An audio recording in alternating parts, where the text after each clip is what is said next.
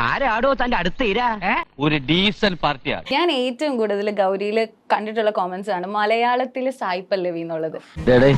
ഇനിയെങ്കിലും ഒന്ന് നിർത്തണേ നിന്റെ ഈ പുളുപടി. കൊള്ളാം, നന്നായിട്ടുണ്ട്. നാട്ടുകാർക്ക് കളിയാക്കി വിളിക്കാൻ ഒരു വട്ടപ്പേരായി.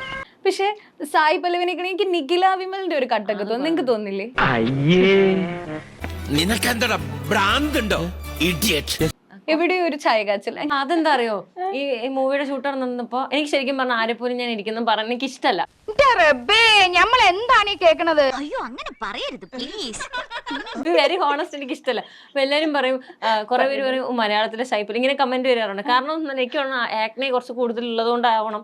ഞാനൊന്ന് ചോദിച്ചോട്ടെ, നിന്റെ തലക്കകത്ത് എന്താടാ തേങ്ങാ പിണ്ണാക്കാണ്? പിന്നെ പുള്ളിക്കാരി ഇങ്ങനെ ഒരുപാട് ഒരുങ്ങി പോവാത്തോണ്ടായിരിക്കണം. അത് ഓരോ വ്യക്തികളാണല്ലോ അങ്ങനെ.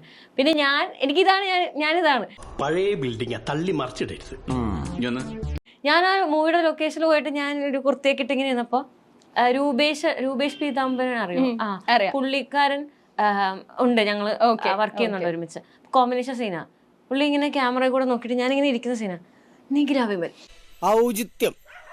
ഔചിത്യം എന്നൊരു സാധനമുണ്ട്. ഒരു മനുഷ്യനായ കുറച്ചൊക്കെ ഔചിത്യം വേണം. ഞാൻ ചേട്ടാ അങ്ങനെ പറയല്ലേ, എനിക്കത് ഇഷ്ടമല്ല. അതേതായാലും നന്നായി. പുള്ളിക്കാരെ ഇഷ്ടമല്ലാത്തോണ്ടല്ല, പിന്നെ ഞാൻ തന്നെ വന്ന് നോക്കി. അപ്പൊ ഏത് ആംഗിളിൽ എനിക്കങ്ങനെ തോന്നി. അപ്പൊ പുള്ളിയെ തെറ്റു പറഞ്ഞ കാര്യമില്ലല്ലോ. ഈ മൊയ്തീനിക്കാന്റെ ഓരോ തമാശകള് ഇങ്ങനെ പോലെ കെട്ടുകഥ ഉണ്ടാക്കാൻ ഇത്ര വിദഗ്ധം മലപ്പുറം ജില്ലയിൽ വേറെ ഇല്ല. എനിക്കങ്ങനെ തോന്നി. നിങ്ങൾക്ക് അവിടെ ഫാൻസ് അസോസിയേഷൻ ഒക്കെ രൂപീകരിക്കുന്നുണ്ട്.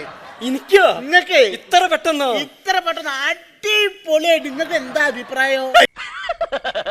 തൽക്കാലം ഇത്രയും മതി. വരട്ടെ.